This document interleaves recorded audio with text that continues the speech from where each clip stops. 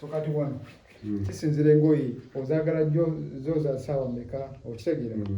So wano ogenda you adjust oba if you washing cotton then adjust cotton. Cotton. Oboyo zeno material you put there. Okay. Then mix, so it depends. Okay, the materials is there. It depends. Quick 15 minutes. Kati wano oyagala yisaamu ngoyi mangu. Kati wano ogende eno ejja kuwa oyinza okujja wano ku baby steam care nekuwa like 1 hour. So nojja wano ku sportswear nekuwa 2 hours. So you see here. So it depends. Najira bawali. Ogitekako onyiga start. Then you select all about tutorials. Kati kuyuza manu.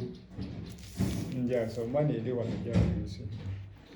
So njalaga ko bonde madam Mary. Then alabe so here next. Kwanza gelo okujja operating. Yaide yede. Osobola leta sabuni.